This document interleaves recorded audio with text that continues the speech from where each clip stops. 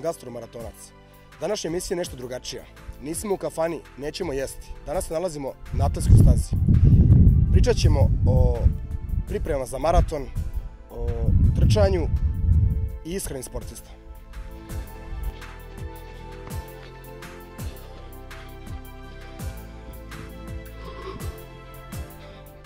Gastromaratonac je iskoristio priliku da odmori od kafanske atmosfere.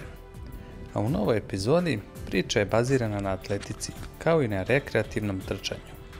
U sportskom centru Leje, ekipi gastromaratonca priključio se i proslavljeni jugoslovenski atletičar Mirko Vujaklija. Mirko je bio reprezentativac Jugoslavije, koji 1961. godine postaje trostruki prvak Srbije u krosu i na stazi. U seniorskoj konkurenciji također oblači reprezentativni dres i u Zenici 1970. trči 10.000 metara protiv Belgije.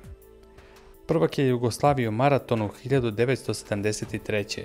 i na 26 km u Kumrovecu 1969. Kao diplomirani profesor fizičkog i zdravstvenog vaspitanja, već 1974. godine u Inđiji počinje trenersku karijeru. Podigao je 14 reprezentativaca Srbije i Jugoslavije, među kojima su najpoznatiji dugoprugaši Dragoslav Prpa i Suzana Ćirić. Posljednji dragulj iz njegove trenerske radionice jeste Miloš Malešević, juniorski vicešampion Evrope na 3000 metara iz 2019. godine. Nekadašnji osvajač mnogih medalja pričao nam je o ishrani, načinu trčanja, kao i o opremi koju bi maratonac trebao da koristi. U ovom razgovoru poslušajte korisne savjete i za rekreativce kako bi postigli maksimalni učinak bez straha od povreda. Treneru, kako treba da se hrani jedan maratonac? Pa, to je široka oblast. Pre svega, pod broj 1, da se hrani raznovrsno, umereno, da jede manje mesa. Manje mesa, iako meso ima proteina dosta, ali dosta opterećuje organizam. Da dodaje voće, povrće više i da pronađe šta njemu, svakom čoveku posebno, svakom maratoncu posebno odgovara. I pre trčanja 3 sata da ne jede. 3 sata da ne jede. Na dan trke šta treba jesti? Ili na dan nekog jakog bitnog treninga? Pa, šta se preporučuje? Posebno kad su duge trke, onda je odlučujuće da organizam ima dovoljno tečnosti. I ja se sjećam kad sam nekad razgovarao sa starim maratoncima, to je pitanje, to svi maratonci kad počinju pitaju šta je to. Meni su rekli jednostavno pile u supi. Da se jede pre maratona. Međutim, u tom periodu maratonci nisu mnogo pili vode jer su se bojali da će ih držati bodac ili grč jetre u stomaku, pa su malo pili vode, ali od rekreativaca kvalitetni maratonci su naučili da i pre trke i za vreme trke treba piti dosta vode. Znači to je mnogo bitnije hidriranje nego sama hrana pre trke. Tako je, jer najčešće čovjek ima prilično i dosta rezerve energije, međutim tečnost je uvijek problematična. Da. A koje namirnice se ne preporučuju da se jedu pre trku? Da li imaju neke baš koje su teško varljive ili tako nešto? Pa rekao sam, najbolje da svaki maratonac za sebe vidi, pronađe šta mu smeta, a šta mu ne smeta. Naprimjer, ja znam da ne jedem krastavce, onda ne jedem ništa od sireva pre trke, onda ne jedem, na primjer, svež kupus pre trke, ne jedem jaja jer ona znaju da nadimaju. Dinu dijafragmu možda. Dijafragmu. I tako još, na primjer, slatko mlijeko koje se smatra kao laka hrana, ali nije dobra pre trčanja. Nije dobro pre trčanja. I tako može da, na primjer, ja pavlaku, ne sam ni jednu supenu kašiku da pojedem pavlake pre trčanja jer ona mi isto tako smeta. Ali znam da, na primjer, ja ne kupujem i ne jedem paštete, a pre trke jedem paštetu jer ona mi uopšte daje energiju, a baš mi odgovara. Znači lično vama prija pretrka? Meni odgovara i onda ne smeta što pojedem paštetu pre trke. Da. Pošto pričamo o amaterskom trčanju na duge pruge, od suplementacije da li treba nešto se uzima? Naprimjer, neki amater koji se priprema za polumaraton ili maraton, da li treba da uzima neke vitamine ili suplementaciju po vama?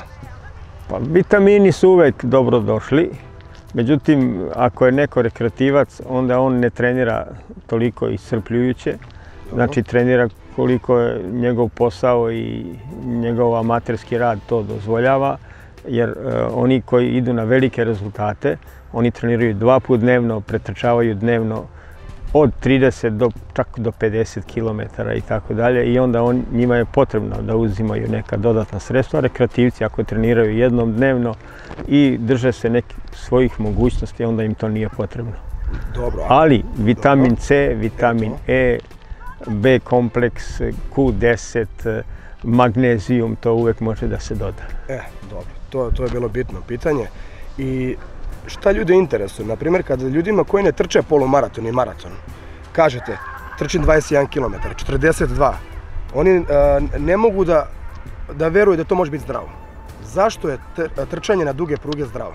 Da li možete to da nam objasnite šta se dešava u telu? Zašto je zdravo? Pa kao i sve u životu, sve što je previše nije zdravo. Sada, 21 km može biti zdravo kad se pripremate za 21 km, ali je uopšteno gledano, kad trčite duže distance i trčite umereno, onda mnogo više unosite kiseonika u organizam nego što ga trošite, i samim tim smatra se da dugo trčanje čisti krv, da osvežava mišiće i uopšte osvežava mentalnu sposobnost svakog čoveka. Znači neki eliksir mladosti. Sigurno. Čim unosi se više kiseonika. Posebno ako dugo trčiš, ne možeš da trčiš u neki krug, znači trčiš kroz prirodu, preko livada, oko jezera, pored jezera, i možda biraš terene koji ti se najviše sviđaju i to osvežava. Treneru, kako neko ko nema istoriju u sportu, ko se nije bavio sportom, čak ni amaterski, i odluči da istrči polumaraton ili maraton, da li je to moguće? Kako dođe na taj nivo? Šta je najbitnije? Kontinuitet? Kako?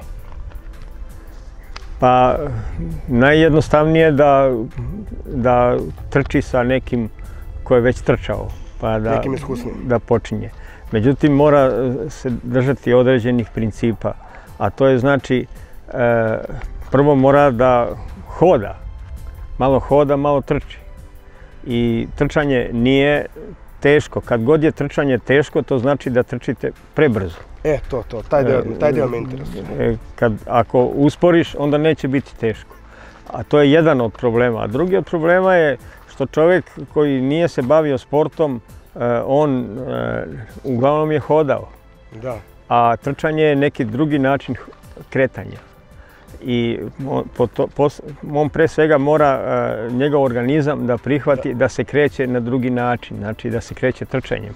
Znači da navikne telo da se adaptira na trčanje. Znači uopšte nije bitna brzina, bitno je samo da trči. Lagano da trči i da uvek gleda da mu nije teško, da tako planira. Jer ovi maratonci koji trče, oni i kad ne moraju da trče, oni trče i usput pričaju i priče. Oni su već na nekom nivou u razgovoru. Njima je čak dosadno da hodaju. Tako da prvo mora postupno, a onda vremenom on, kad istrči prvi maraton, on onda već ima svoje vreme i onda već počinje da se orijentiše prema tom svom prvom maratonu. Sad, možda konkretno pitanje. Ja kad sam počeo da trčim, vi ste mi mnoge stvari pomogli. Imao sam tu sreću, ali mnogi ljudi nemaju. Čitaju svašta s interneta, svako možda napiše program da postavi na internet. Vreme trajanja ili čuvene dužine, koje su jako, jako bitne u pripremi za maraton. To ljudi dosta greše, gledaju kojom brzinom trče. Kako to vi možete? Kako da objasnite da se ide dužina trajanja ili dužina? Gdje se tu greši? To je diskusija između mnogih trenera i mnogih maratonaca, ali se pokazalo da vreme trajanja to organizam sam pamti. Dobro. I ako trčite minimum koliko traje jedan polumaraton, to znači ne trebate trčati brzo.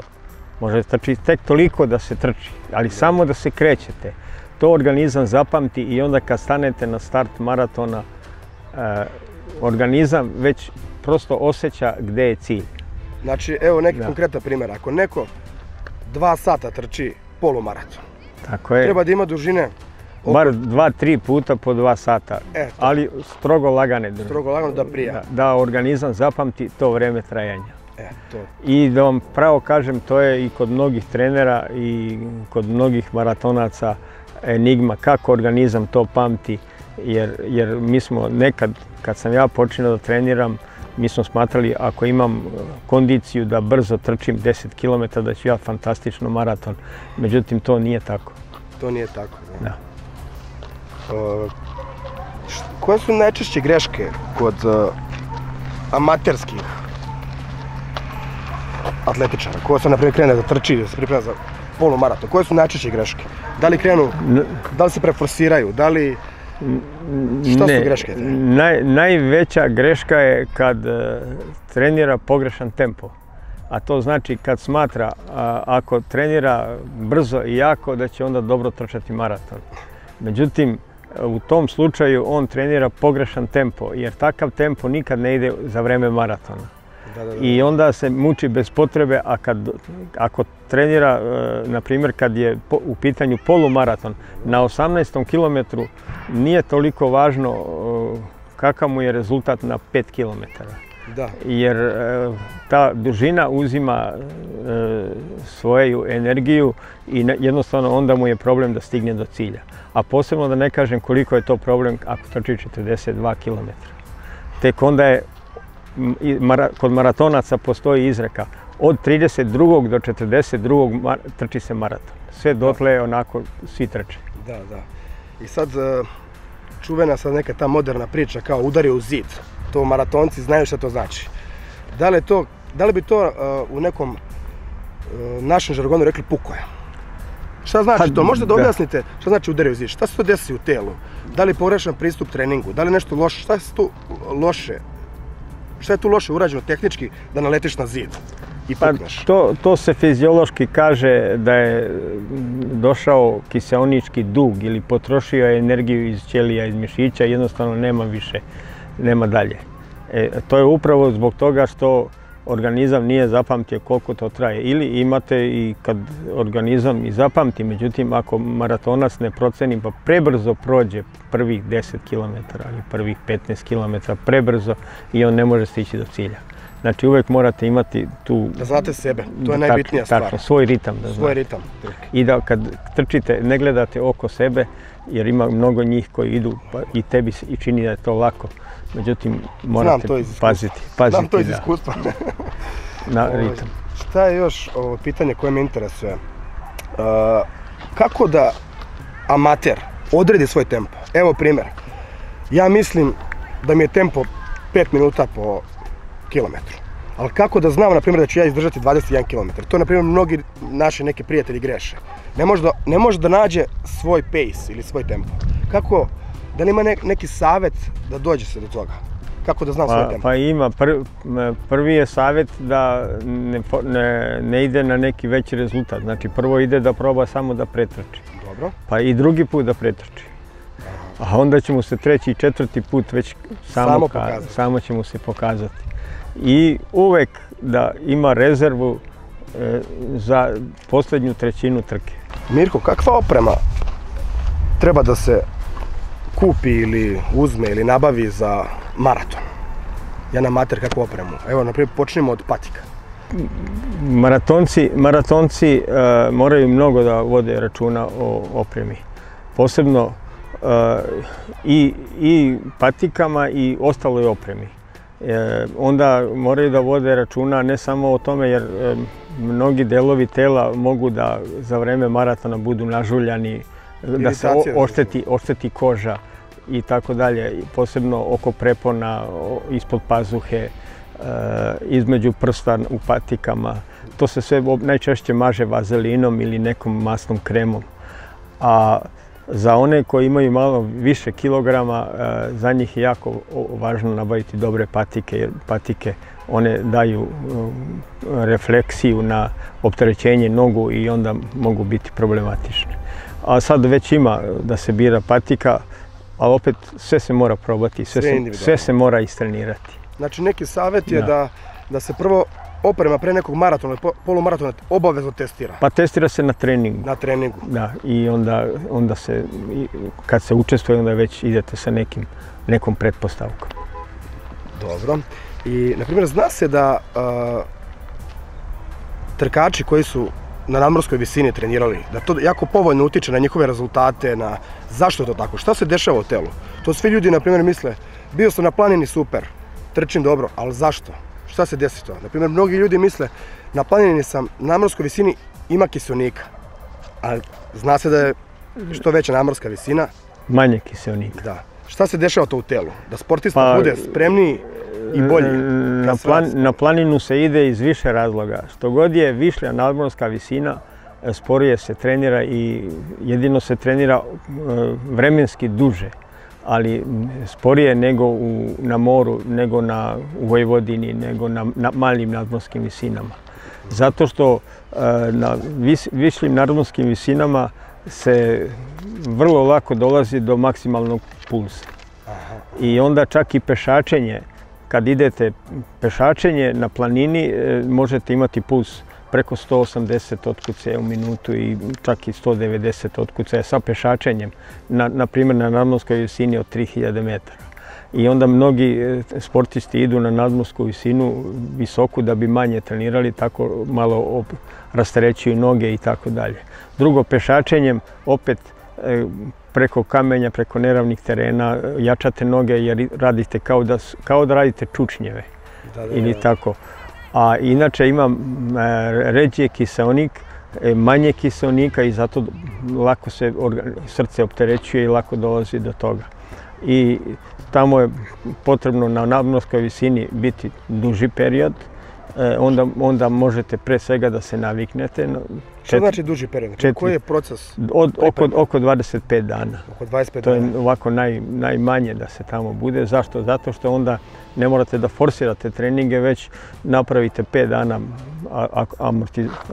aklimatizacije, pa onda napravite nekoliko treninga, pa napravite jedan dan odmor, pa kombinujete trčanje sa pešačenjem, sa osvajanjem nekih vrhova i tako dalje i onda to bude zanimljiva priprema. Odlično. Koji je savjet ljudima kao što sam ja, gastromaratonac, koji voli da jede jaku hranu? Pa da u tu hranu dodaje i malo više salate, mnogo više salate, da u tu hranu dodaje mahunarke, da dodaje malo kikirikija, orahe, lešnike i tako neku hranu koja može da mu umjesto zameni meso i tako dalje. Zameni meso, dobro. Ili ako već jedemo danas, ako smo jeli jaku hranu, da sutra se bavimo sportom, trčimo.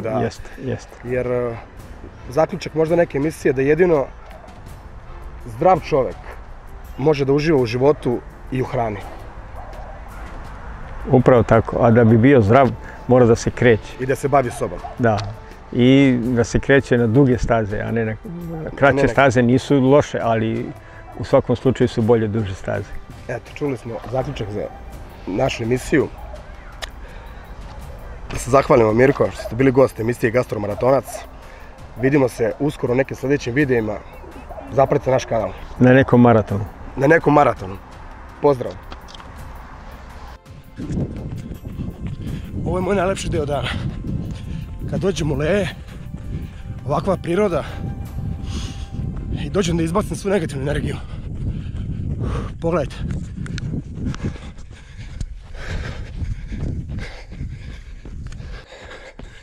Ćao, drugari. Ajde. Da.